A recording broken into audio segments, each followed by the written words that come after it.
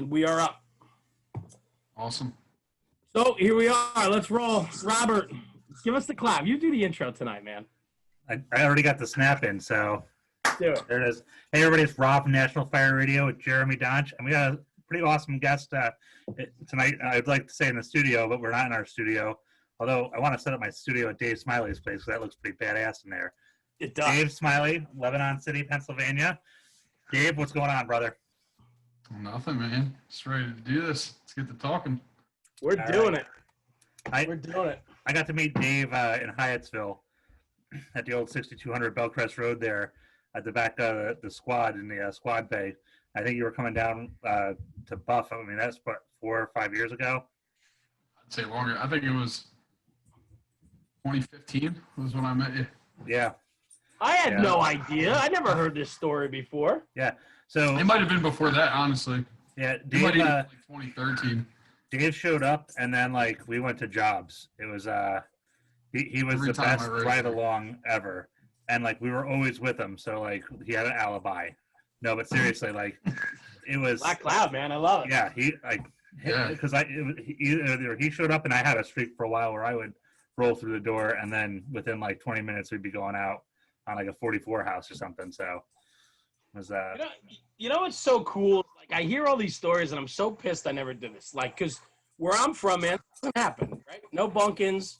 You don't have ride-alongs. You just don't do any of it, right? And then Pennsylvania, Maryland, Delaware, like it's just such a cool culture. I want to learn more about it. I really do. So, Dave, tell us about your upbringing, man. I know you have you got a lot going on in the family business of firefighting. So maybe you can just for us, pal. So I grew up in Westchester, PA. I'm third generation there. My father's father was a fireman there. And then when I was born, my father was actually the fire chief there. So he did 3 years as chief of the department there. He's been a paramedic out of Chester, PA for just over 30 years now. So not that I don't do EMS, so I don't want to mislead you there. That's where I followed him to be a fireman, but I don't do EMS stuff. So I'm in Westchester. I've been a member there since 2009. Joined there when I was 14. Yeah. So I joined as a cadet, and then I went to be a junior there when I was 16. I stayed about 18. Then I moved from there to Booth Wind Fire Company in Delaware County as a living. I lived there for like 3 years, somewhere around 3 years.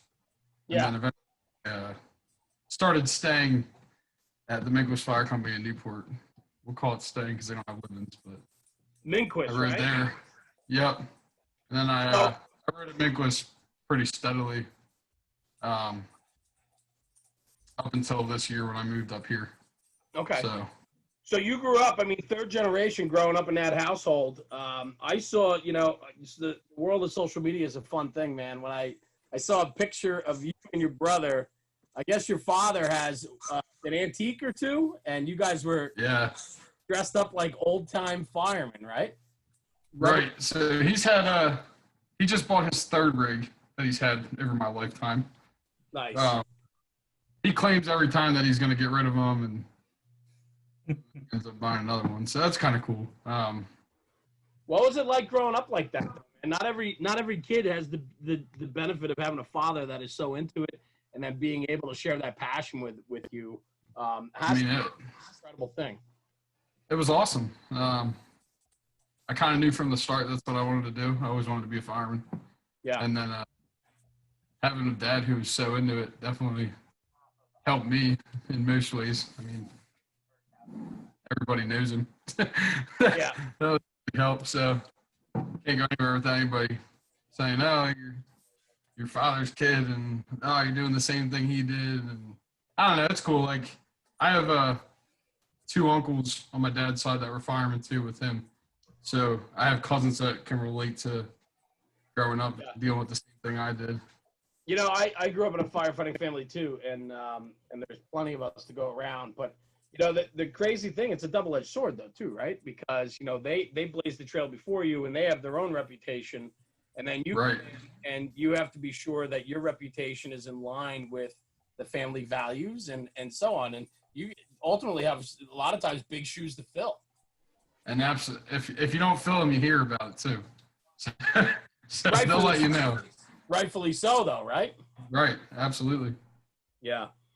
So Minkus, right? So Boothwyn and so on, and then you went to Minkus. Minkus is a unique fire company, right? I mean, maybe talk.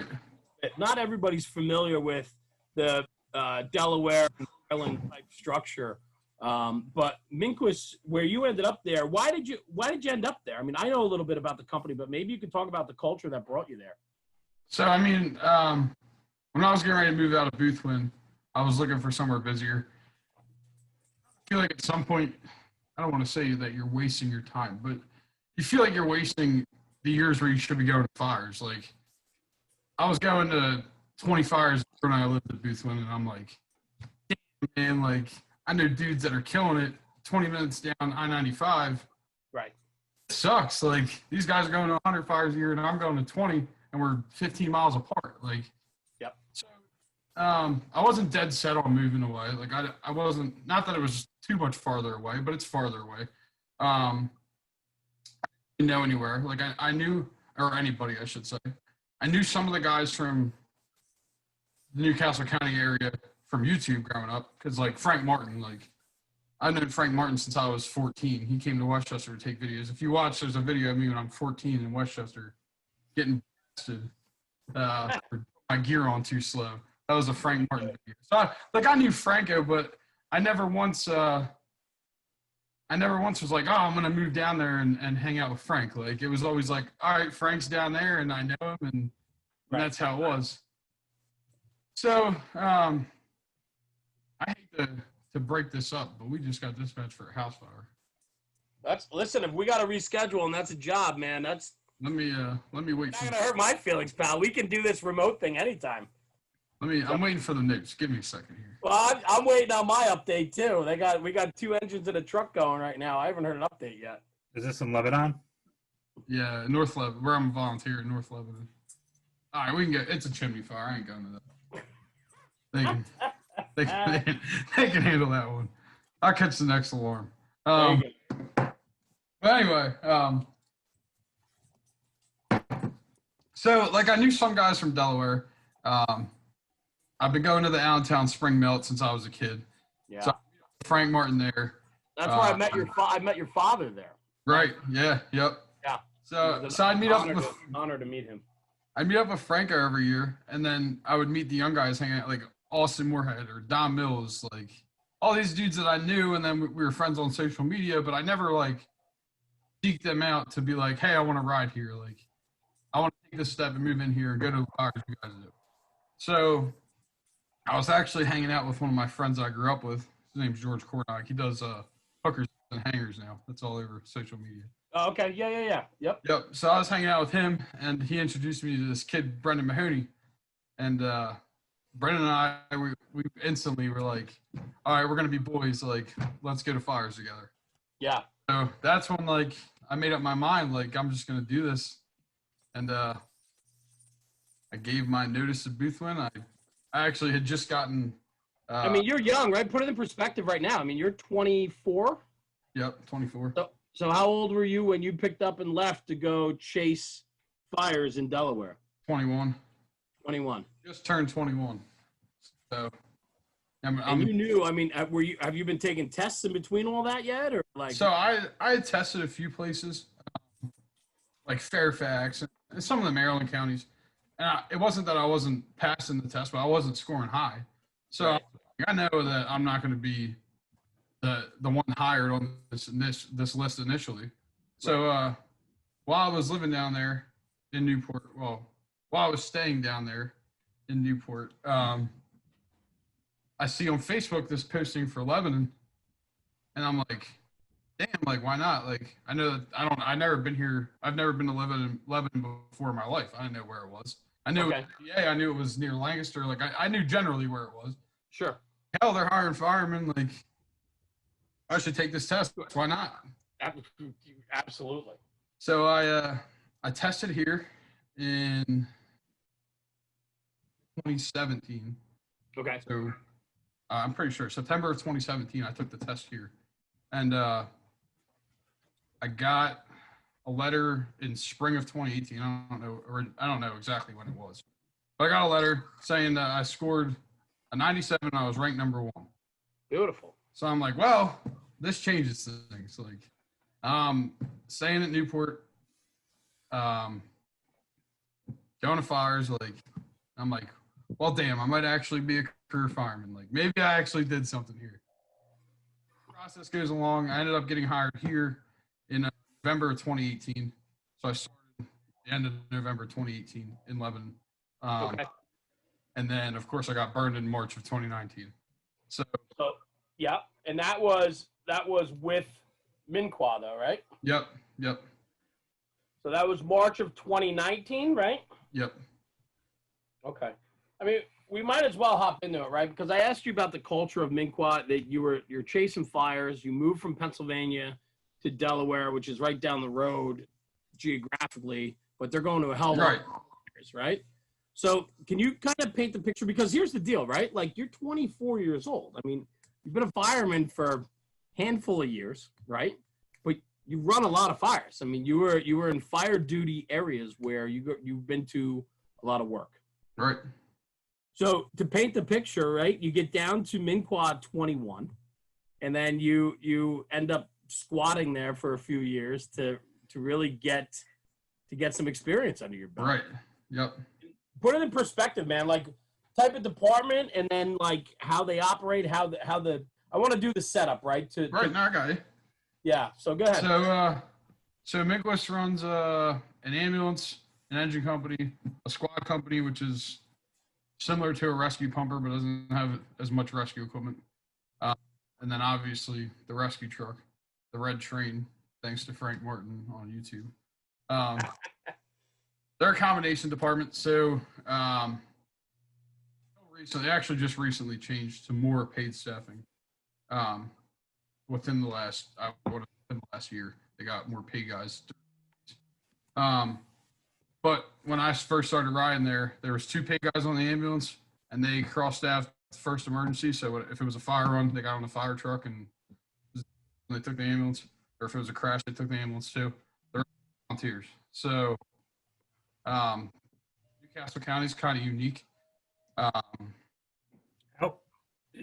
is it like just for my understanding a little bit, like compared to like PG County or something of that nature? Is it similar in the setup of like boxes and sending out units and that, and having kind of a first due, second due responsibility? Or so I wasn't gonna make that exact comparison, but we can. You have 6 minutes to respond in Newcastle County. Your PS2, where you're replaced automatically. Well, they ask command and then they replace you. It's supposed to replace you automatically. As far as boxes, there's a standardized box setup countywide. Okay. So example, residential fires gives you 4 engines, 2 trucks, and a rescue squad. Okay. 4, 2, and 1. And then, I mean, staffing wise, it's very similar. For the most part, it's very similar to PJ. You don't have. It's not a county department, so the things that are agreed upon don't necessarily need to be followed. Like, the fire chiefs will agree on an SOG with the stipulation that they can also agree that they don't follow that at all. So you have standardized procedures, but you also don't. Right. There's nobody to govern the procedure you just agreed to. It's a countywide system, but not a formal countywide department. Right. And it's definitely improved. Like, Newcastle County is way ahead of time as far as our area goes. Like, that's unheard of. Oh, we have the same problem. We have the same problem where I am in New Jersey, man. Yeah, like coming to Pennsylvania, and you don't have anywhere like it. Yeah. So I mean, so you're running then, right? I mean, you got mileage to cover then. What's that? You cover a large area then.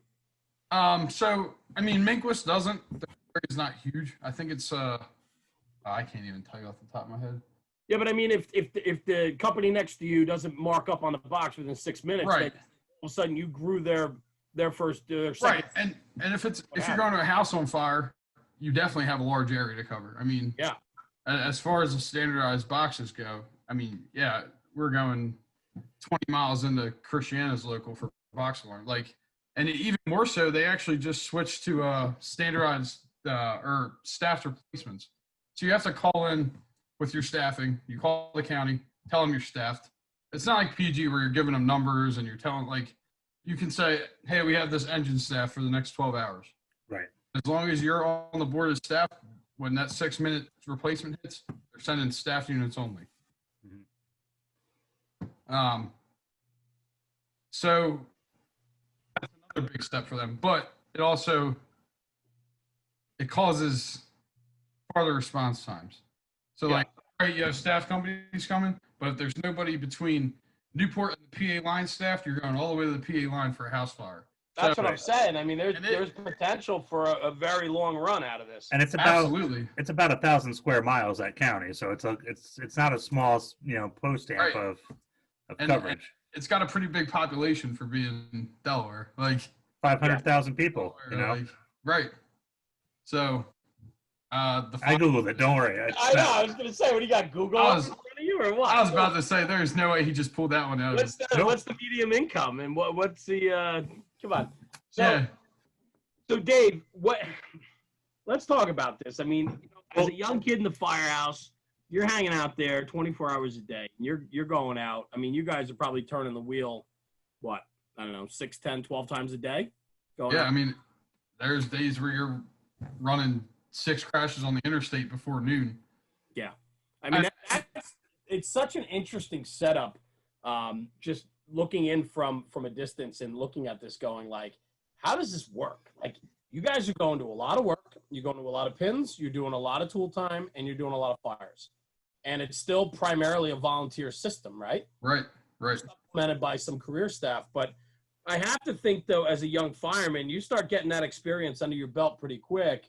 You start to get a little, I don't know, invincible, untouchable. Oh, you definitely get that attitude. I mean, well, plus it helps you got a good culture in that company. I mean, like, these places are not pulling in people who are like, I don't want to go to that fire. I mean, right. You're either going to make it or you're not. But at the same time, it's a young man's game, and Newcastle County is especially a young man's game. Mm-hmm. It's not. I grew up in Westchester, where your driver could be 60 years old, but all he's doing is driving. In Newcastle County, you can drive an engine to a box alarm, and if the first engine has its own water supply and you're pulling up second, you're going inside. Like, you're expected to be in there. So as much as it's awesome that it's a young man's game, we also didn't have the luxury of having 20 senior men hanging around the firehouse talking. Like, it's not your typical volunteer fire department where you have this split generation with the young guys and the older guys, and you can talk to the older guys and they'll tell you stories about 40 years ago from fires they were going to. We don't have that unless you're up at 7 a.m. hanging out to get coffee. It's the only time you're talking to the old guys because they're not hanging out. They're not running the calls with you. So, I'm 21. I move into this firehouse, but I'm moving in with a bunch of kids that are 18 and 19 and they're younger than me. So, like, I go from living in a firehouse where the average age is probably around 40 to now being the oldest guy on the rig. Like, my first 2 years at Minkus, I probably drove to more fires than I've ever been to my entire life up until then. Yeah. Because nobody could drive because I was the only one older than 21 hanging out at the firehouse. So, and that's insurances for driving. So I drove to more fire than I'd like to tell you about. But it's a whole completely different mindset when you don't have that older generation hanging around. Like, it's good and it's bad. How you describe that, it reminds me of like some of the people in my life who served in Vietnam but were in that same age, because people, like, they were only 20 or 21, but guys referred to them as the old men.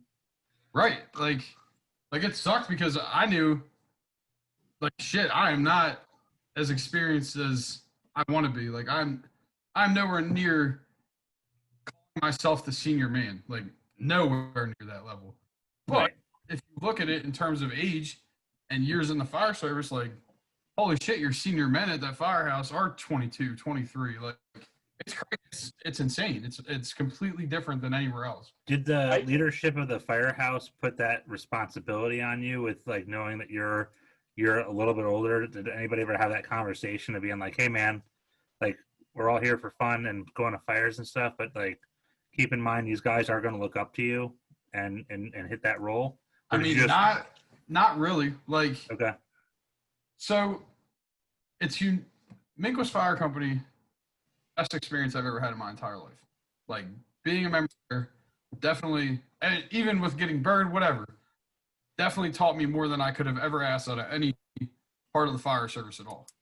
But I'm at a firehouse where the deputy fire chief is the same age as me. So like there was nobody to really turn, and like don't get me wrong, like the deputy fire chief is very, very mature. Like Don Mills, one of my close friends, great, Yep. fantastic. Like, but it's not like I can turn to him and be like, hey man, I'm feeling a lot of responsibility here. Like, give me some guidance, because he's going through the same thing I am. Like, Yeah. from an outsider's perspective, for me, it was absolutely insane to be like, holy shit, all these dudes are younger than me. Like it was never anything I thought would ever cross my mind in a firehouse at that point in my life. I think it's a unique conversation because, like, Rob tells a story, and I love hearing it down in Hyattsville, where, you know, age, the fun thing about the fire service, age really doesn't matter when it comes to doing a job, right? And a lot of people, I always talk about it, it's my friends outside of the fire service have a very hard time understanding how I can be good friends with a 65-year-old guy and a 19-year-old kid. And we don't treat them any differently. I mean, respect level, obviously, you know, senior man, like, you know, put his time in. But we treat them all the same. If it's up to me or I throw a party at my house, I invite 65-year-old dudes and I invite 18-year-old kids. Like, we don't distinguish a difference at the firehouse, however, or whatever age you are. And that's a unique conversation. People outside the fire service have a hard time grasping onto that. I find it unique, though, that I come from a culture where my department still has a lot of the older guys and we still bring in young kids. And then we're actually lacking the middle age group between, in the volunteer house, we're lacking the age group between 30 and 50. And I'm 43, and I'm like one of the anomalies left in my hometown department because I've been able to stay here. A lot of guys haven't been able to stay in this region. And so, you know, I'm one of the few left that's between 30 and 50 years old. So we have a lot of 20-year-olds. We have a lot of guys that are in their 50s and 60s, but we don't have that middle group that typically is your officers, right? Your line officers up through chief, right? So we're pushing guys up the line quicker, obviously. In your position, it's interesting because it's a younger based department, because it's fast paced and it's aggressive and exciting. You guys draw a large, younger clientele to come in to be a part of that culture. Yet all those jobs that in most departments run the gamut have to be done by that younger generation. I love that because it's exciting. You know, it's a culture that is different. Rob tells a story where I was going with this. I love when Rob tells a story where he's down in Hyattsville and they have some ride-alongs and a guy comes in and you can't believe a young kid was driving a rescue one night, Rob, or something. And I mean, between the rescue truck and the tiller truck, and talk about that story because that's one of my favorite stories that you tell. So if I get this correctly, you know, but like we you know, and I think it used to be Firehouse Weekend when Firehouse Expo was in Baltimore, because like they used to make a bunch of jokes about it and stuff like that. Like, oh, we're gonna have, you know, all the ticks show up or whatever the slang was down there. But like there was a time where a guy came into Firehouse to ride along, and he's like, where are the adults? And I'm like, what? And he's like, you know, like, why aren't you in charge? And I'm like, because this isn't my show. Like, these guys run this firehouse. And I was like, you know, you think about it, you had like, what, I think a 19 or a 20-year-old driving the front of the ladder truck and a 18-year-old tiller in the back of it. And I'm like, this is $1 million piece of equipment, more than that now, right? But like, and then there's a 20-year-old kid calling the shots that I'm listening to. Right. With confidence, because I know he knows his shit, you know, like, and at the time I think it was Chester, and it's just like, you know, and you have these people who are all about it, and you're like, no, like they are immersed in this culture to be firemen. Like, this is what they do, or firefighters, and this is what they do all the time. And they sit around and they talk about being in the firehouse. They talk about running boxes. They talk about the first due, and like running routes to take to certain areas and stuff, and how to beat 7 or 12 or 44 in the boxes and stuff like that. And it's like, this is what it's about. And the guy was just completely blown away. Like, you could just tell he was so uncomfortable with it, because he's like, well, in my department, none of these guys would even be close to driving. I'm like, well, Oh, I I know. mean, like you're not Yep. in your department, guy. Like your department's not Right. running 5,000 to 6,000 calls a year. Well, Like, and that's so the big trade-off too, right? A lot of these departments, slower volunteer departments, not from that type of machine, if you will. I mean, what are they doing? 500, 600, 700 runs a year? I mean, they're not. The 23-year-old kid is not getting the experience that he's getting in a different department that's running thousands of calls a year and doing a lot of cut jobs and fires, and they're just not getting the experience. my one of my best moments in Hyattsville, and then I'll just leave it at this, but like was bringing guys from New York down from my job so they could see what it was like. And I remember one of my lieutenants at the time, Alan Jones, came down with me in January. It was like January 3rd. And we ran like the 6th or 7th homicide in PG County in that year. And he was just like, we've only been in the door for 6 minutes and we just did a triple stabbing. And you were putting a chest seal on a guy. I've never done that in my career. And I'm like, that's Thursday night and chill him. Like, what do you want? But like, and that's the kind of like, and you talk about the department you're with in Newcastle, and that's what attracts people to it, is that there is this busy atmosphere. You're getting to do stuff that you normally would not do. I think I said to John Toll one day when I had come in the firehouse and we ran a fire, I said, because I was keeping track in a book, and I forget even how old I was at the time, but I said, I've now run more fires in Hyattsville than I have my whole career as a paid firefighter and as a volunteer before up in New York. And just because like there were shifts where, or there were times where we'd go down and you'd run 3 jobs in 16 hours. And like, that was never going to happen to me in Youngsville, New York, or any of the other places that I volunteered, because we just didn't, Right. If it did happen, something was wrong. Somebody was Right. wrong about gas can and matches. Something was wrong. Yeah.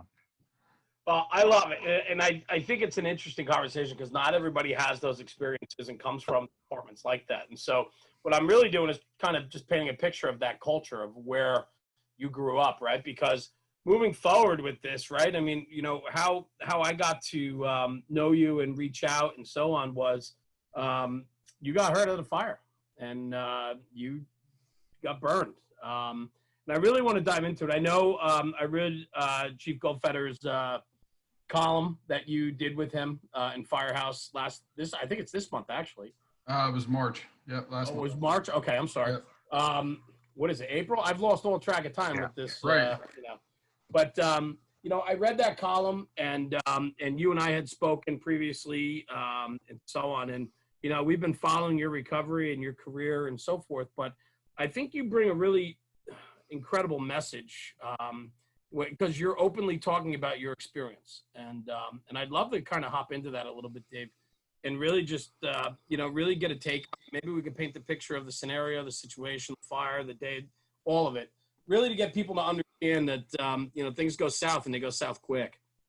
Yeah, so I'm pretty open about it. Yeah. I think the reason I'm open about it is for a long time I tried to just move past it. Like I not to pretend that it didn't happen, but like in my own head, I'm like, damn, this is not going to get like put on me. Like I will not be the one that gets blamed for this. Right. It's not all my fault, but a lot of it is my fault. So I think that in and of itself, man, really speaks to the character of who you are. Too often in the fire service, we're so easily pointing the finger elsewhere and deflecting, our own responsibility. All right, so I'll get into it. Yeah. So I got burned March 14th, 2019. I had just gotten off. I think I worked at 36 up until the day before. So got off the morning before I got burned from Lebanon to Newport. At the time, I was a rescue captain in Newport. So it was a Wednesday. It was a Thursday I got burned. Wednesday, I had spent the night at the firehouse. Wednesday night at Newport is duty crew night. So normally we put up 2 or 3 crews. You cover actually 7 locals for anything. So like if they get a car fire in Hokessen, which could be 15 miles away, you're still the engine that's still on it.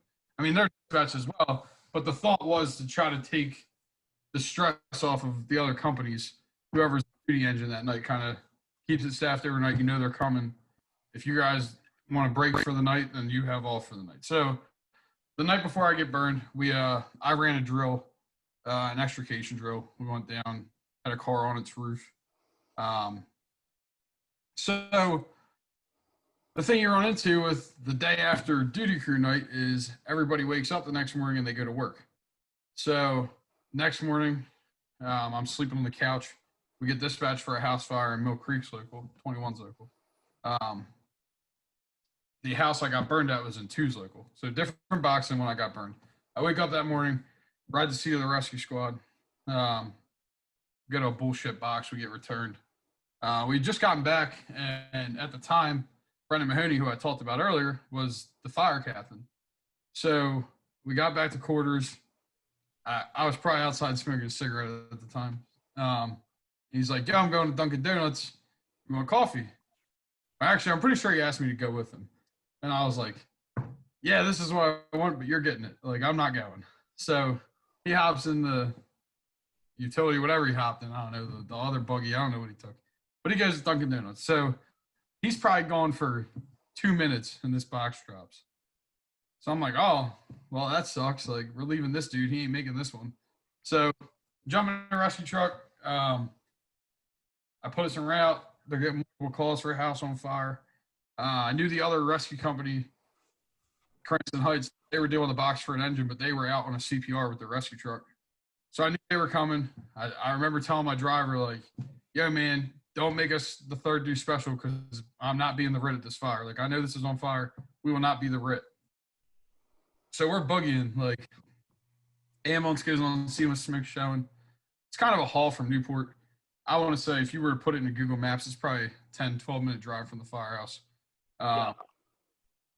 So units are arriving.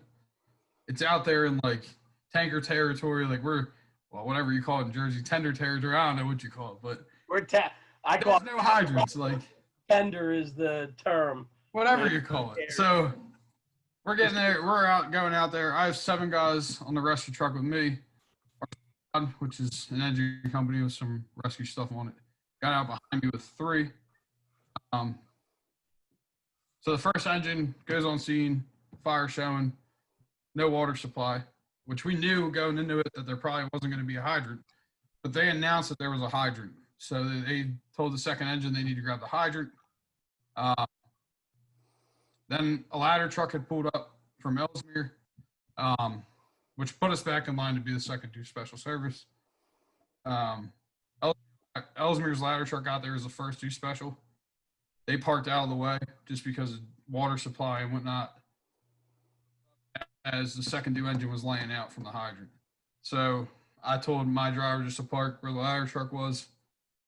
Knowing we were the second special in Newcastle County, the ladder of the A, B sides, ensure that a Charlie side report's given by the first special, and assist with the primary and do the secondary searches. I think it's important to say too, right, Dave, that the way it's set up, even though it's not a county fire department, you guys do have set standards for the most part that typically followed on the Fireground. Not everywhere, but for the most part, the terms we use and the responsibilities are recognized. So Ellesmere knew what they were doing as the first due special. We knew what we were doing as the second due special. Dave, I just want to throw out for people listening, when Dave's referring to like first due special service or a second due special service, it's a rescue engine, or a ladder truck, correct? Correct. Yeah. So we got there. Yeah, go ahead, brother. We're pulling up. I actually have, I don't know, it's been shared all over the place. There's a picture I took when we were pulling up. There's like a decent amount of smoke coming from the roof area. I got out of the rescue truck, took off running. I had a bar, an air pack with the tick built into it. We just gotten G1 air packs. Made it to the front. As I was getting to the front of the building, I noticed that the alpha side man door on the first floor was never forced because the first engine had run their line to the rear where there was an open door that the ambulance crew had opened. And they actually ran their line through the room where the fire started. They didn't know that that's where the fire started. They had nothing in there at that point. They ran their line through where the washer and dryer were in that utility room, and then back through towards the front of the house and up the stairs to the bedroom where they had fire showing from. The first special followed them. Is this a corner lot? So it was it's a farmhouse in the middle of what's now a golf course. Okay. Called in by a golfer, but it's a setback. But on the arrival, I'm trying to picture it and kind of paint just a little more of a picture. Yeah. So when on arrival, they pushed through the rear, line came through. So the fire started on the first floor laundry room, but it was suspected that it was a second floor fire, right? Correct. So the fire started first floor laundry room on the Delta Charlie corner, presented itself on the Delta side of the building, the Delta and Charlie sides of the building on the second floor. So it burned up into the second floor, older construction, right? And then right. good smoke pushing from the roof line on the second, and then eventually fire from the second floor, right? Right. So the initial report was a roof on fire from the golfers on the golf course. When they arrived, the ambulance arrived with smoke showing, and then the engine updated that report with fire showing. Gotcha. Okay. So they pushed the line through the rear door, through right. the origin without knowing they went through that room. Correct. Line to the front of the house, circled around and up the stairs to the second floor. Correct. The A side door, the front door of the house is still secure, right? Because right. So right. Yeah. So I get to the alpha side. Command was actually walking towards me, and he's like, "Yo, ground ladders, ground ladders." So I already had 2 OV guys because we had 7 on the rescue truck. So I told them, I said, just go dump the ladder beds. There was a quint there. Our rescue truck was there. There was an engine there. So I assigned 2 guys to BOV, and then the operator, his job is to go to the roof for our operations. So it was already understood what he was doing. I took 4 guys inside with me.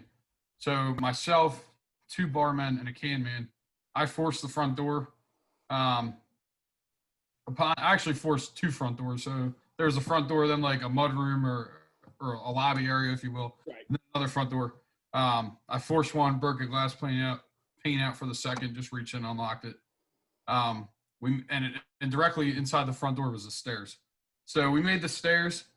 There was a little bit of smoke on the first floor, but nothing that was like, holy shit, this is on fire. Like we should stop. So with the mindset being our job is to assist with the primary first and then the secondary, I proceeded to where I thought the fire had started, where the fire was presenting itself. Absolutely. Search closest to the fire and work your way back. Right. So, and this is where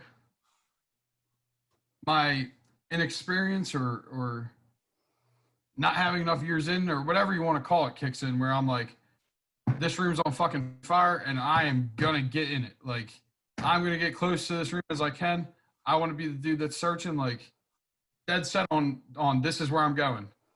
So on the stairwell, we run into the first 2 specials officer and the lineman and the backup man from the first engine. Right. The hallway, the officer was actually on the stairs, and I was like, yo, listen, we're searching in front of you. And he was like, go to the 3rd floor. And I was like, we're going to finish this 2nd floor first. Like, we'll get to the 3rd floor. We're going to finish this. Now, this is not that big of a house, right? So you guys are stepping on each other in the staircase? I wouldn't say stepping on each other, but we were close. Like, we were not far. So long story short, when I passed the nozzleman from the first engine, when I made the stairs, I thought the line was dry still. So in my mind, they have not put water on this fire yet. Like, the fire's smoldering, free burning, whatever you want to call it. It's on fire, but it's not crazy. Like, I make the hallway and I'm like, well, fire's not blowing out of this room. Like, this isn't anything crazy. Well, what I didn't know is they had put water on the fire and were out of water at that point. That was never clear in my mind. So I'm dead set on, like, we need to search this bedroom and then move on from there. They dumped 500 gallons, or? Okay. I won't say for sure how much water they put on the fire. All right, so they flowed 500 gallons, though. We didn't. They put the line, no? They put water on the fire enough that their operator felt their tank was empty. Okay. Whatever that was. Okay. So another thing that was not announced or wasn't clear to me was that their nozzleman had actually bailed. So he had a mask issue or some issue with his air pack, whatever it was, and he gave his line to the backup man. So none of this is clear to me. It's probably 3 seconds from the time I get to the landing on the stairs till I'm in this room.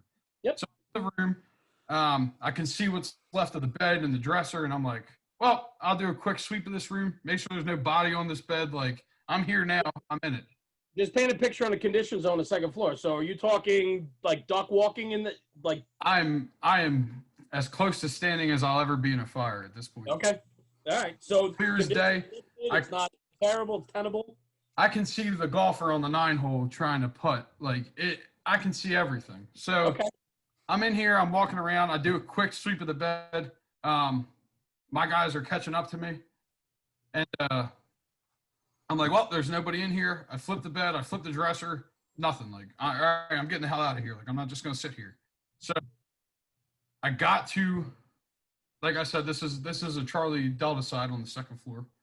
I got to the Charlie side window, which was directly next to the bed, and things started changing. Like, it's getting noticeably hotter. This is taking off again. Like, well, Started back down on you. I need to get the fuck out of here. Like, it's getting hot. Okay. So I'm making my way back to the hallway, and there's fire coming up out of the wall. Like, I can see it in the wall. Well, I'm like, well, I'm fucking here. Whatever they're doing with this line, they're not going to be that long. Let me open up this wall. So for whatever reason, I go to stick my bar into this wall, and I'm like, fuck, I'm using the forks. What the hell am I doing?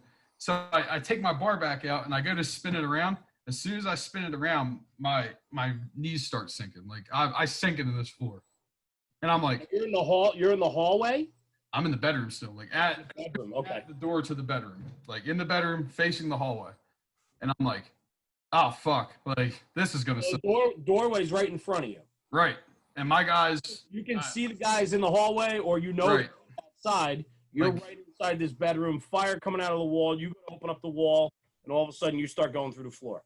Right. So I know that this hose line and my guys off the rescue truck are within 5 feet of me. Like, I know they're on air. Yeah. Oh yeah. Okay. So I start sinking into the floor, and what actually had happened was my bunker pants lifted up enough that my boot got filled with everything. So it's filled with all the shit that's burning on the floor, and I'm like, shit, like, damn, I need to push myself up. Like, my ankle's on fire, and it was legitimately on fire. So I went to push myself. I bent down to push myself back up, and then I fall waist deep. And then I go to push myself more, and I fall almost up to my shoulders. And now at this point, I'm stuck in the floor. I'm screaming. These guys come in, and they don't have any. There's no water in the line. There was 2 cans. My can man was stuck on the stairs behind some people. I'm not exactly sure where he was when this happened. But so both of my guys that had Halligan bars make it to me right away. The officer of the first special and the can man of the first special are right there. Like, they're trying to pull me up. My shit's all twisted. Like, I'm losing it. Like, all composure I had up until this point, my back is on fire. Like, everything's on fire, and I am losing it. So I'm sorry, Dave. Go ahead, man. Go ahead. No, so any question you got? I just know, like, because I did a little homework and read some of the stories and so on. I paint a picture of what I know too. People listening and so on really get an understanding of it, right? If they're not familiar with it. But as you were sinking, all your riding up on you, right? Right. So, I had brand new gear. It was probably 4 months old. 38-inch coat. So it's not like I was wearing a short coat. The way I fell and the way I was stuck in the floor, the flap of my coat actually rose up, and as it was rising up, it was just exposing more of my back. Like I said, my boot at this point is filled with shit that's on fire. Like debris, like the breakaway stuff from the floor and whatever 2 inches of shit that was burning on that floor, that was in my boot. So Now, when you went through the floor, obviously, see the one thing like we in training, like they talk about like, oh, that floor prop and everything, but it's always a clean hole. Obviously, it's not. It's jagged. It's rough. It rips you apart. I mean, it's right. So yeah. So a couple issues I ran into when I fell through that floor was the fire started in the dryer and essentially ran up the ventilation system and just sat in between floors. So I mean, it was burning away those floor joists for what they think was somewhere around 90 minutes. So when I fell and got stuck, I was literally stuck in what was filling this whole house with fire. Like I was heavy char, right? I mean, deep char. Right.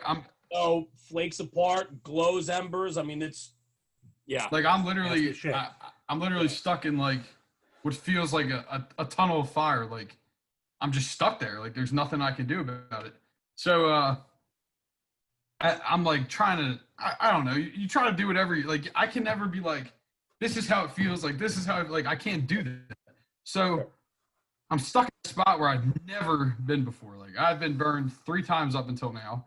For my ears, my forehead, like nothing where my whole body feels like it's on fire. So I'm losing it. Like these guys are trying to pull me up. My lid falls off my head. My air pack's all loose and they're pulling me by my straps. And I'm like, yo, like let me fucking go. Like whatever I'm falling into is better than what I'm in now. Because all I can think of is when we got here, the first floor was not on fire. Now, when you say that, I mean, you're up to your elbows? Like, are you that far through? So, to like bring nipple line, like everything up is above your chest. Right. And I'm on fire below the floor and everything above me is on fire. Is the fire coming up through past you too, right? Right. So I'm like, I'm fighting these dudes and it's some of my best friends. Like the one kid, it was his first actual fire with us. In Jersey, and like you react the best way you can, but there's no class. I don't give a shit what anybody says. There's no class that can prepare you for either trying to pull a fireman that's cussing you the fuck out and burning alive or being burned alive. There's no class that can prepare you for that. So Dave, I think too, the natural understanding, like if any of us were there, is we got to get them out of the hole, not through the hole. Right. So, God forbid if the fire is burning in the room below them, if there's fire coming up out of the hole, we're thinking on fire, the room below is on fire. Right. So your first thought when a fireman falls through the floor is, wow, damn, the fire below must have been good enough for this floor to give way. Like, yeah, absolutely. So you're not letting that dude go. And my whole thing is, I know this room below us isn't on fire because I just came that way and I saw it and it wasn't on fire. So we're fighting and all in all, this lasts for maybe a minute. Maybe I'm trapped for a minute, if that. Yeah. But it feels like fucking 10 years. Like I'm like, yo, let me go. They're cussing at me. We're all screaming. I never even called it Mayday because my radio, it was gone. Like there was not any shot at me calling it Mayday. So first specials officer actually called the first Mayday, and then my barman called the second. But by the time they called the second more detailed Mayday, I was already on the first floor somewhere. Like I was hanging from the ceiling. So I eventually get freed. They give up, let me go enough that I get away from them. But when I fall, my air pack's still above me. Like my coat and my air pack were actually stuck in the ceiling. Like my chief went in after. You came out of your coat, which your shoulders on the coat. So I will slid out from underneath. I remember every part of this fire except for the part where I got out of the ceiling. Like for the sake of me, I cannot remember what I took off first, what I did to get out of my shit. I couldn't tell you. So I make it to the first floor in the laundry room. Mind you, with the door right next to me, but in my head, there's only one door because I'm going right out the way I came. And I get to the front yard, and the only thing I have left on me fire gear-wise are both my boots and my bunker pants. Wow. Everything else is still in the house. So I got to the front yard.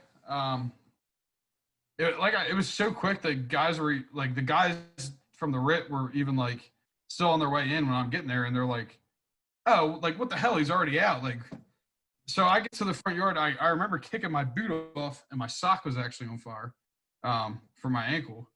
So I put that out, and I walked clear as day, walked to the stretcher. I told Your sock was still on fire after you got out of the building. Yeah. Yeah, so I kicked my boot off. It had a bunch of shit. They actually had the boot. You can still see where my ankle was burned. There's skin burned to it and everything. But so I make it to the stretcher, and I don't know the EMTs, but I know of them. So I'm like, yo, listen, take me to Crozier, which is the burn center, big burn center in Chester, and call my dad, because I know my dad's going to be the first one to find out about this. Yeah. He needs to know I'm not dead. So at this point, with the Mayday, they had flown a helicopter, a DSP helicopter, Delaware State Police.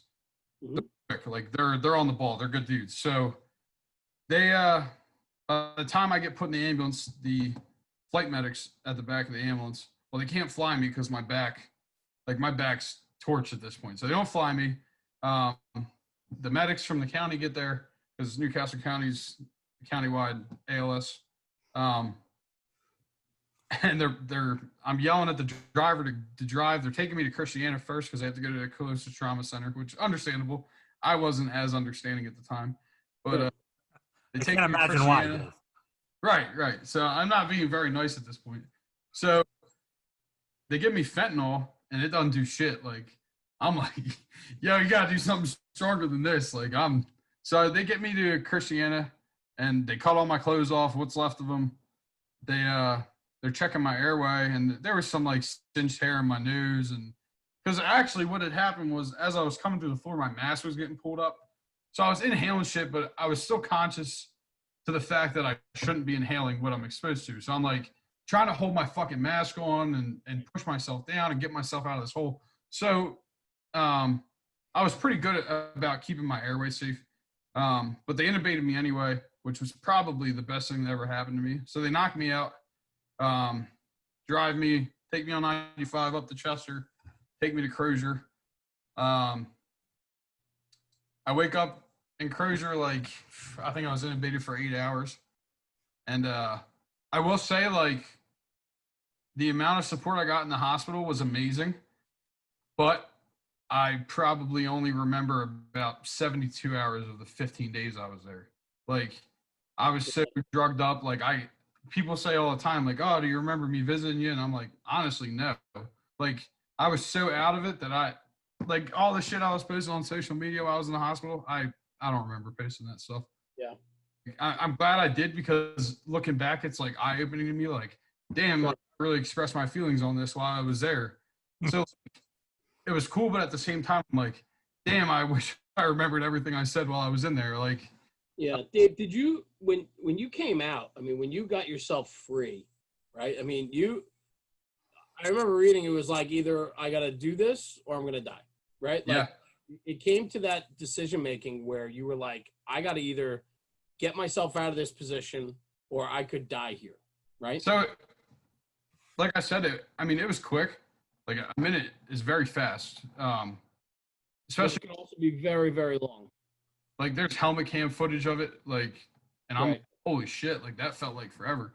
But as soon as, like, I've fallen through floors before at trailer fires or whatever, like, not anything crazy. And as soon as it happened where I fell below my waist and I felt that I was no longer to get myself out of this, I was like, well, fuck, I'm done. Like who knows? Like, I'm fucked. How quick did that happen? It was probably From I'm going to open up this wall to swimming in a hole. I was seconds. 3 seconds, That's what I'm probably saying. 3 seconds. Like, Yeah. it was so quick that, like, I couldn't. But in my mind, like, breaking it down, I'm like, damn, like, this was so gradual, and like there were stages of this. Like, oh, what if I didn't push myself out? What if I just jumped for the door? Like, breaking it down, it feels like I had all this time to make these decisions and I didn't. Like, it was just done. Like, Yeah. Your first instinct when you go ankle deep into a floor is to just push yourself out or pull your ankle out. And by the time I made that decision, I was up to my knees. And by the time I made the decision to get myself out further, I was up to my nipple line. So, like, it was just so quick and done. Like, there was no. I think the important conversation too, right, as you mentioned it before, is there was no time to call Mayday. Right. Like, when we go through Mayday training and we teach our guys and we do it ourselves and we go through training and training and training, I wanted to ask you, have you been to any fires in your career with legitimate Maydays where you were, directly involved or indirectly? This one excluding this one. Yeah, right. Right. I mean, So up until now, I had been to fires where Maydays were called and cleared, but not there was legitimately firemen that were trapped and needed help. Like, exactly. you go to these fires and they call a Mayday because they don't know where a guy is, and then they find him fucking eating hot dogs and drinking Gatorade. Like I've been to these bullshit Maydays, but not one where I was like, oh shit, like this dude's trapped. This dude is getting fucked up right now. Like never had in my life. And it's crazy because 2019, Newport, the guys from Newport, which is what we call Minkus, were directly involved in 2 Maydays. So I got burned, and I want to say 2 months before or a month before my Mayday, the lieutenant from my company called a Mayday in a basement at a house fire in Newcastle. So it was eye-opening for everybody. Like at this point, he got out. Like he called a Mayday because he felt that he couldn't get out of this house. Right call to make, and then everybody looks at my Mayday and they're like, well, fuck, he thought he was stuck in this house and he wasn't, and he called a Mayday, and you were actually fucking stuck in this house and you didn't call a Mayday. But the difference was, like, I was put in a spot where I immediately knew I was not transmitting on the radio. Like, it wasn't even a thought in my mind. Like, never was I like, oh, I fell, now I need to call a Mayday. Like, I knew my guys were close. I knew somebody was going to get a Mayday out, but I also knew that we had at least 5 guys in the hallway that were going to do something about it. So that's kind of where I was going with this, is that, we train and we go over it, and unless you're directly involved with one and you see how the timing goes down and how it actually pans out, there's times where training is training, but you didn't have time to respond. No.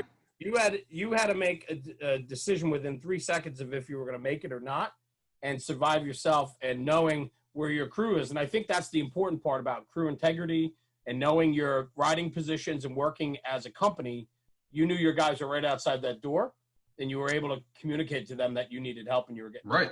I mean, they knew from the minute I fell through the floor. And looking back, like, I wish I would have communicated better, like told them what I thought I needed, or had that time to break it down, or had a general mindset towards saying, like, yo, I'm trapped, but this is what I need. But no, from the minute I fell into that floor, it was just screaming. Like, they knew something was wrong, and, like, I was not in a good spot. So that was communicated, but as far as other things go, like I said, in a minute, how much can you really communicate? Like, by the time they said, hey, there's a fireman that fell through the floor, we need water on the 2nd floor, I was already out the front door. So, like you go through all these drills where you're like, this is what we're going to say if we're trapped in a fire and we're running out of air. But we don't ever train on when you fall through a floor and you can't call a Mayday and you have a whole crew in the hallway. What are you going to say then? Like, yeah. So, or even that self-survival mode, right? Like, right. Like, that false sense that somebody's going to come for you. Right. And you had 4 guys. You had a whole crew trying to pull you up through the floor, but you knew better how to get out. But they're wrestling you to get you out the way they think. So you rely on, and I think that's important to really instill that into guys, that you really gotta fight for every single inch that you gotta take to get yourself out of that position. Yeah, and you really, like, I hate being corny. I'll break that down for a second. I hate being like that article that I wrote or I helped write for Firehouse, like where it said I thought it was do or die or whatever they quoted. I hate being like that. And my only goal at this point is to open up all of the young kids who are like me, because I still see it all the time. Guys run around with chips on their shoulder, and I absolutely had a chip on my shoulder. I was badass, like unstoppable. Nobody could tell me, like, guys run around with this attitude that shit's not going to happen, and they're so much better than everybody else in this country. And I'm all for having pride and being better than everybody else and telling yourself you're better. But when it comes down to it, guys don't realize that they still suck at a lot of shit. Like, if anything, this opened my eyes, and I'm like, God damn, like, I wish I spent all of my younger years sitting in classrooms learning from firemen that actually did shit, instead of, like, sticking around telling dudes that I was doing shit. Like, you're not shit until you're actually tested, and it's more than just taking a hose line and putting out a bedroom fire or beating the next closest. Like, everybody takes pride in so much stupid shit and talks so much shit for no reason. And then something bad happens and they don't have the solutions for it. They don't, like, everybody's mindset is just, oh, I'm so much better than everybody else. And like, yeah, that's a part of the fire service. Like, I get it. Trust me. But I think it points out to the point here, Dave, is that like you can have that mindset, but if it's like all good things in moderation, and if it pushes you to a point where you're blind or you're tunnel visioned into your own bullshit, hey, like that's a bad place to be, you know? Right. I mean, anybody can buy into their own bullshit enough to tell themselves that they're great and they're the best thing to ever happen. But then the minute you fuck up, guys aren't going to let you forget about it, and you're definitely not going to let yourself forget about it. And that's what guys don't get. It's that, but it's also the fact that the fire gets a vote, right? Right. I mean, you can control it, right?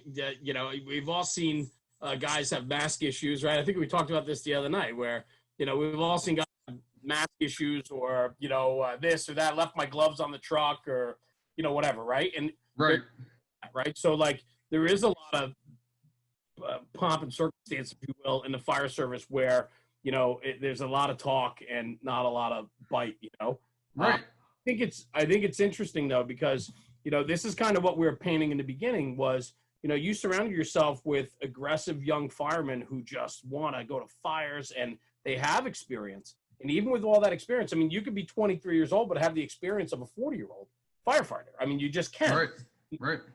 You can have that, right? Maybe the mindset's a little different, but I think the important thing, and the fact that you're willing to talk about that, is awesome, because I think more people need to heed a warning to that. That, you go to a bunch of fires as a young kid, and I don't care if you're in a slow department or a busy department, you start to get too comfortable. I know I have. I mean, there's times where I've been comfortable, and I've done this. I've been there before. I can do this. Like, I know where we're going. I'm Mr. Cool, right? And then there's other times. I saw a video this morning out of Buffalo, and we'll talk about that later, but where these guys VES'd on a building this morning, turned into a fatal fire, and they got their asses kicked. And you get thrusted into that position. It's go time. You don't have the ability to then sit back and go, okay, check all those mental checklist things. It's time to go.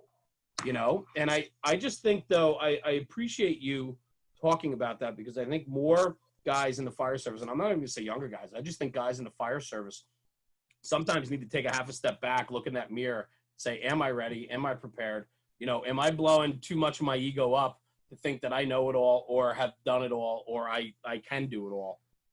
Because for you, I don't know if this is the right word, but I'm sure this experience was overly humbling to your career as a fireman to say, I got to take a step back and really analyze what happened here, and then go from there. No?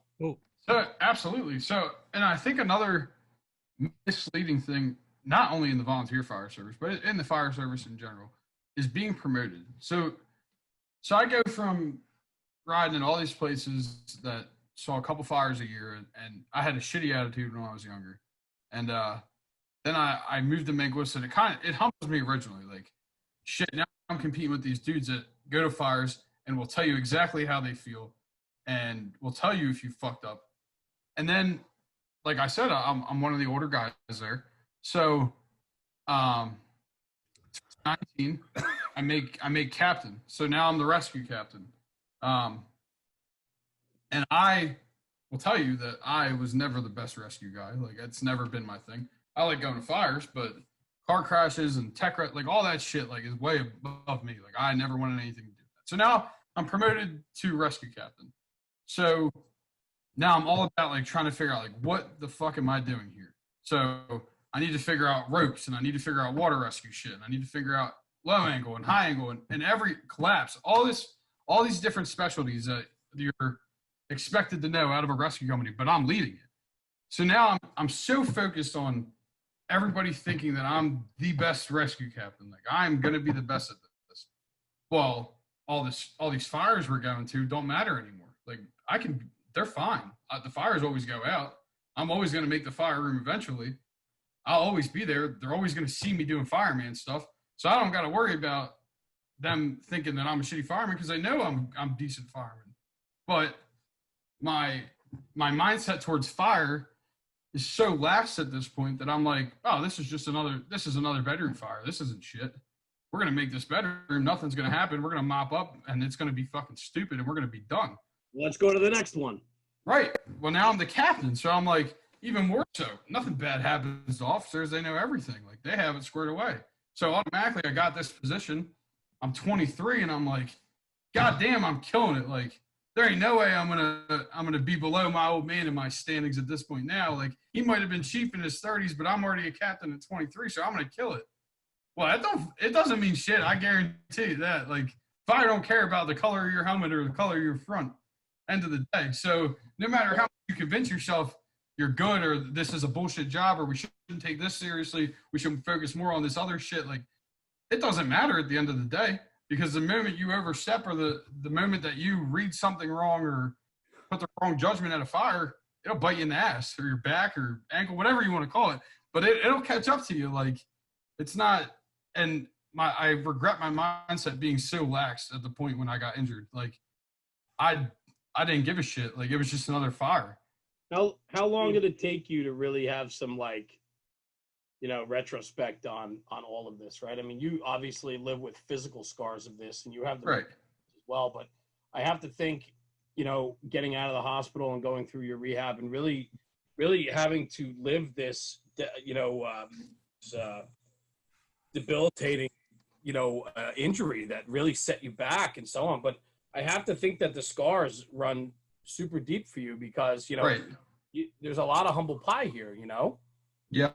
So, all right. So I want to break down the entire recovery because without me breaking it down from the moment I remember being in the hospital, it's not going to make any sense. So let's talk about recovery. Yeah. So I wake up in the hospital.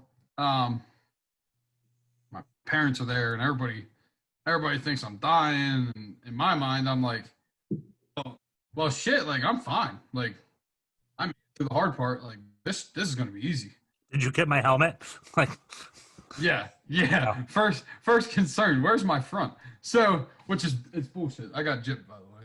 It's not even all burned up. I'm pissed. But anyway, so I wake up and I don't remember day one, but I know they gave me my phone. So I get my phone and my parents were so against giving me my phone because I'm all drugged up and I'm like, the only thing I care about is talking to my friends. Like, I just want to talk to my friends. You're 24 years old, man. Like, right. So I get my phone and I'm like, holy shit. Like there is 900 some text messages on here. Like, wow. Now I'm like, I don't know who to talk to. And then it hits me like, damn, all these people are worried about me, but for good reason. Like, I was going to ask you, did you even know how badly hurt you were? So, I didn't know the full extent of it at the time. But I mean, at what point did it set it when you were in the ambulance and you were like, I need more pain meds? Like, so I'm in the ambulance and my hands, and there's a picture that the news guy took of me looking at my hands on the stretcher. But even more so, they put me in the back of the ambulance. And I just got out of a house fire and I'm like, I was just on fire. I shouldn't be shivering. So now it's clicking in my head like something's not right here. Like I'm telling them to blast the heat in the ambulance. Like I'm burned. Like this shit is bad. Like this isn't good. So my hands are so bad. Like it's like dumping like a sprinkler system out of my hands. Like all the fluid coming out of my hands is just going everywhere. And I'm like, holy shit. Like now adrenaline's starting to wear off and pain's starting to come back. And I'm like, God damn. Like, so I knew it was bad. I don't really remember. I think my ankle was just so burned that like I didn't really feel it. And I don't remember it being a big concern of mine, which actually turned out to be my worst burn was my ankle. But in the hospital, it's funny. I knew, like I said, I knew I was pretty messed up. But I also was like, well, the hard part's over. Well, that was not correct at all. Bandage changes are actually the hardest part of being burned. So I found out very quickly the next morning when I was conscious that wow, like they're uncovering everything and I'm not even allowed to get showers or do anything. And like, wow, I'm pretty messed up right now. Like, people thought I was going to die from this. Like, now it's starting to click in my head. Like, damn, I really have a lot of people worried. And I think I realized I was in a worse place than I thought. So, Crozier, hats off to Crozier for being the best burn center around because they were great, nothing but great. I spent 15 days there, and How long were you intubated for? 8 hours. Okay. So the night the night of the day I got burned, that evening is when I was back. But I wouldn't say I was fully there mentally until the next morning. Okay. So for 11 days of those 15 days, I was on Dilaudid and Oxy. So like I said, everything's pretty blurry. Like I don't really remember a lot of stuff, but I remember like the bad moments. Like I remember bandage changes. I remember having breakdowns and nightmares and shit like that. And but I wasn't actually supposed to get out in 2 weeks. I was supposed to be there for a month. And I talked to the doctor into letting me out early because my dad works there. And like I was like, oh, listen, he's a paramedic. He can take care of me. I'm staying at his house. Like I won't push it. That was a damn lie. Like I was out walking around like they're like, don't walk in this ankle, and I'm ready to go driving around in the command buggy and get back to running box. Like I was not the one to keep or let out early. So they let me out, and I'm so ready to be out of this room that I've been in for 2 weeks that I'm blowing off every red flag that's getting thrown at me in my own mind. Like I'm not sleeping. So I'm on pain meds. But then they tell me, if we let you out 2 weeks early, we're cutting your pain meds. Well, the day they cut my pain meds, I can't sleep. Imagine that.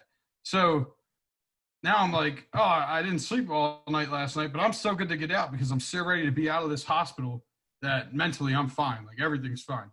So it took, I would say, about a week after getting out where I was like, holy shit, like I'm not okay. Like, Yeah.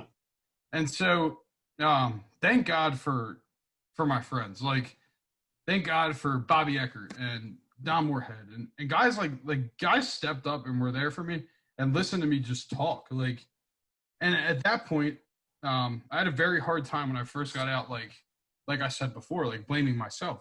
So I was so set on blaming everybody but me. Like this was the Nozelman's fault. This was Command's fault. This was not like I did nothing wrong. Well, that's not true. Everybody knows that, but I had a very hard time admitting that. So, and at the same time, you go from being a captain in Newport, Delaware, to being the top news story, and everybody's adding you on Facebook, everybody's adding you on Instagram, everybody's texting you, calling you, FaceTiming you, like you're the man. So like, I'm 23 years old. Like, I don't want to diminish this feeling of being so like looked on, like everybody's talking about me. I am the man right now. Like, yeah, I got burned, but everybody's all about me. So like, you don't want to give that up. Like, and I had a very hard time realizing that like, it's not going to be good forever. Like Well, not only that, but some of the attention wasn't positive attention. Some of it wasn't. Right. Some of it wasn't, and you know how social media can be, and people are always going to, pick and find the opposite side of the, what should be positive and get better and heal up, and then we'll address it. So, I mean, not all the attention was, hey, brother, right. We're in your corner. We want you to get better. Right. And the other thing that comes along with that is, yeah, everybody loves being there for you and being your best friend. But at the same time, people love firing you up too. So not only are you going to see everything good everybody's saying about you, but people are going to remind you that this dude's talking shit, or this guy said this, or you did this, and this is the rumor. Like guys love stirring the pot. So, and I get it. Like I said, I grew up in the fire service. I know how. We've all been there. We've all been there. Right. Yeah. And as I'm a big fan of social media. I think it's a great thing for the fire service. Right. But at the same time, I think it brings a very open opportunity for people to hide. So like guys are straight blasting me that don't know me, don't know a damn thing about Delaware or anything, and now I'm getting blasted by fake profiles or like, and it's like, you know what? I thought it was the funniest thing when it was about another dude and not me, but then when it became about me, I wanted to be like, oh damn, like this is not right, like this sucks, but it is what it is. Like that's a part of it, you know. I mean, anymore, and it happens to everybody. But Yeah. I had a very hard time facing any kind of negativity or criticism for a very long time. That took me months to finally be able to be like, well, I messed up, and now it's time to fess up to that. So, How did you? I don't want to like. How did you get to that point where you were? Because that's that. Like we can talk about bravery and courage and all this other cliche shit, but like really for you to come to that crossroad and have that moment of truth with yourself is probably one of the most courageous things that somebody can do to say, like, because especially when, as you just described, you're in the center of this limelight, you know, of sorts, under tragic circumstances, things that you would like not want to have to repeat again. right. And like, how do you get there? Like, you know, and what's that look like? So I think so I stepped away from the firehouse in general for most of last summer. I kind of just needed time to my own. So like I was hanging out with my family more, and I'm hanging out with my fiance. Like I'm doing all these things that I missed out on because of the fire service. Yep. And then I realized like I can avoid this as long as I want to, but this is my career. So people are always going to know who I am. People are always going to know what happened. Like everybody knows everything because of a report. Like we won't even get into that, but everybody has an opinion. So in order to, and not like I'm okay with people having their opinions, they can say whatever they want. But in order to get rid of most of the negativity, I needed to come clean with myself. Like I couldn't keep taking negativity and then telling myself that I did everything I could and I did everything perfectly right, because it wasn't right. So at some point I was like, well, I have to go back to this job. Like it's going to be my job. It's what I want to do. And people are going to have their judgments until I come clean. Like people still have their judgments now. It is what people never stop talking shit, but I think by coming clean with not only myself, but to everybody, and thank God for Billy G for giving me the opportunity to team up with him for that Firehouse article. Yeah, I love, I love the fact that you're willing to share the story the way you are and how candidly you do it. I will say, I know it's not, well, I can only imagine how not easy it is, even when you become somewhat comfortable with it. I have to think that for you to be here tonight and to really talk as candidly as you are, and some of the articles that you've done now can't be easy on you. And I have written down here physical scars versus mental scars. I mean, you have the scars on your hands and your ankle and so on that you see every morning and every day and every night. But I have to think, though, that, it took quite a long time for you to get over the mental hump on this, and you probably still struggle with it at times. Yeah, and I don't think, like, I don't know. Like I said, I hate being corny, and I hate being like, yeah, this affects me, and this is still an issue for me. But it is, like, Of course. How could it be, right? I mean, I wouldn't be afraid to say that. I think it's Yeah.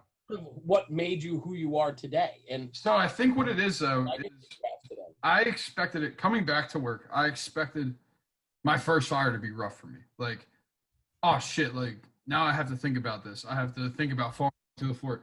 And it wasn't. Like we go to a decent, I wouldn't say a decent amount of fires, not as many as the dream is, but we go to fires. Like I've been fairly lucky here as of late. We go to a fair amount of fires, and not once has anything tripped me up and been like, oh shit, like triggered, like the famous triggered word. Like it's never been like that. But it's when I'm sitting up at night at midnight and all I can think about is, God damn, I wish I did this differently, or God damn, I wish I changed this, or why didn't I think about this? Why didn't I walk through that first floor before I went to the second? Like shit like that is what trips me up. So is like I can sit around for hours and debate things with myself. Sure. that's where I have a hard time still today, like moving past it is like, there's so many things I wish I did better and I knew better, but because I didn't do it then, it's going to eat at me forever. And it is what it is. That's a part of it. I mean, and I Do, do that. Like, do you think that like from a self-reflection, like, because I look at it like I hear you say that, but I think about it this way, like, you know, especially when you like, because I've had those moments myself where I've been up at midnight trying to think of that, and I always go back to like, you know, like one of the back pocket skills I've always told myself is at that time I did the best that I could with the skills and ability that I had in that moment. Like I've learned some new shit now that I'd probably be like, oh crap, you know, yeah, if I had that in my pocket, I definitely want to use it. But in that moment, like that's what ended up happening. and I mean, yeah, no, I get what you're saying, but the problem I have is convincing myself that I did do the best I could because I don't think it was the best I could. Like I'll tell you, if I fell in that same situation now, there'd be 10 different things I would have done. Like if I would have when we pulled up to that house, I would have done the 360 or like there's things that I've changed now going to fires now that I didn't do then, and my mindset's completely different. Like I said, do I miss Newport every day of my life? But now I go to work, and when I'm done at work, I come home and I clear my head, and then I go back to work the next day. So I wasn't giving myself that break. Like, Yeah. And as much as I hate people saying they're burned out, it burns you out. Like mentally, it will destroy you going from firehouse to firehouse. And like I would leave work, go to Newport, run 18 hours nonstop, come right back to work, and it burns you out. Like you don't want to do it anymore. And being in the hospital and not knowing if I was coming back, in my mind at one point was kind of okay because I'm like, well, if I don't go back, then I got this easy excuse out of it and I don't have to deal with it anymore. And like I said, I don't know what I would do if I wasn't in the fire service. Like, who was I kidding? But there was that thought in my head, like, damn, I don't want to do this anymore. Well, and, at the same time, my attitude when I got out of the hospital cost me a lot of my friendships. Like, I was on this almighty fucking kick that I was the best. Like, yeah, I got burned, but I'm still the best. Like, nobody can talk shit on me. And I was so cocky. I was probably more cocky after I got out of the hospital than before I got burned. So, yeah, it humbled me for a minute, but I got this huge head for a while there. Because battle scars, I survived it. Look at me, right? Right. Everybody was on my side. So I had no negativity. Like, oh, this dude's talking shit, but I got 20 dudes on Facebook that are going to come at him. Well, then all that goes away. Like, people aren't going to do that forever. And I had a really hard time realizing that. So there's a lot of friends that I no longer talk to, or I talk to in passing now, that I went to fires with or talk to every day that I'm like, God damn, like, I wish I didn't screw this up. So that humbled me a lot. Like more so than getting injured. I also think, brother, I think you have a lot of time left on this planet and you have a lot of good to bring. And I think an experience like this, I mean, I can absolutely see how it's shaped you and molded you into the man you are today.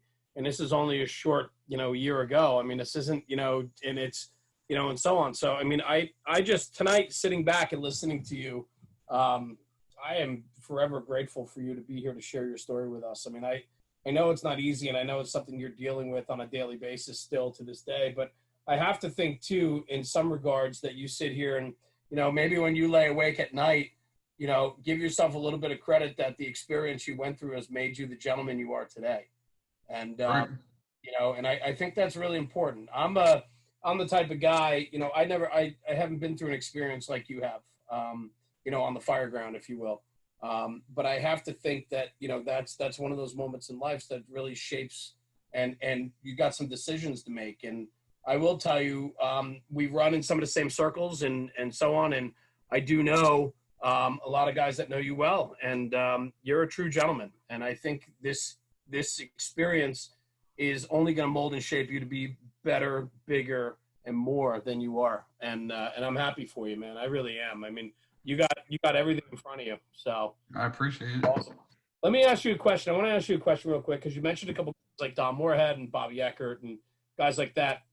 For you, when you were invincible, right, before all this happened, how important to you back then versus now was it having a mentor or having firemen looking up to them, thinking, you know, at 23 and invincible and now 24 and humbled, right? Can you explain maybe the difference a little bit between appreciating it then versus now?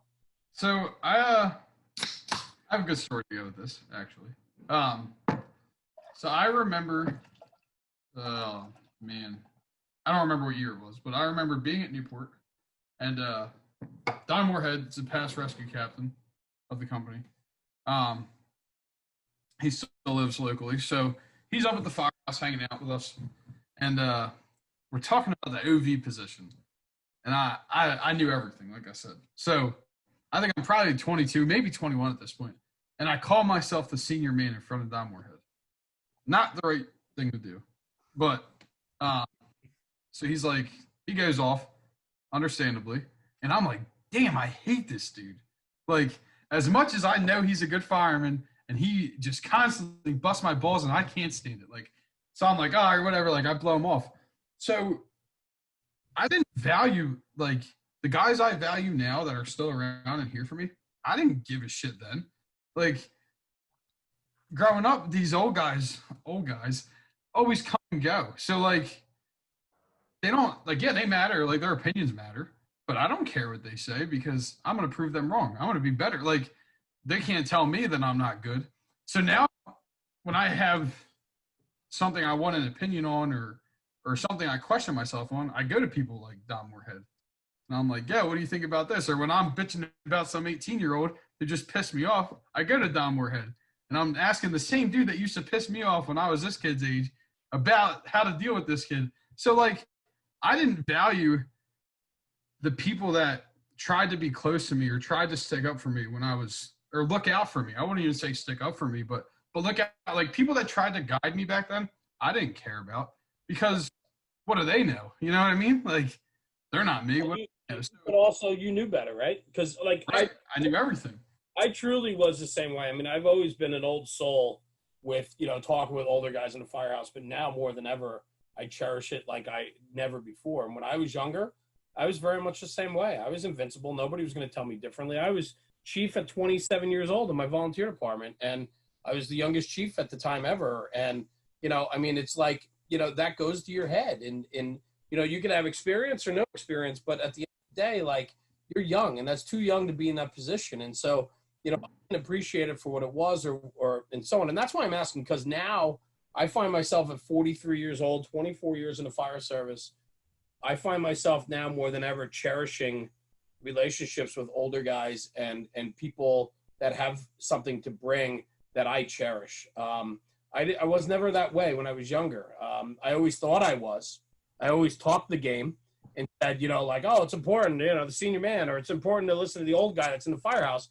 But as soon as they started talking and you'd sit there and listen to him, you're like, yeah, he'll be gone in an hour and I'm going to be here for the next. Right. I'm back on top. As soon as he's gone, I'm back on top. There's nobody to knock me down off the pedestal. I get that, but that's why I really wanted to ask this question, because I think now more than ever, you know, especially yourself, where you're still very young and have a lot to still go through in life and so on. But I think for you to get that message out there about how important it is to really have a mentor or have somebody that you respect and you will listen to, because, you know, complacency kills and laziness kills and ego can kill and all of that. And I think the message tonight is very much that things can change very quickly, and it doesn't matter how good you think you are. You can be the best in the world, man. There are some incredible firefighters that die every single day. Absolutely. And so I think that's a valuable lesson. But I thank you, man. I mean, we've been going a long time, and it means the world.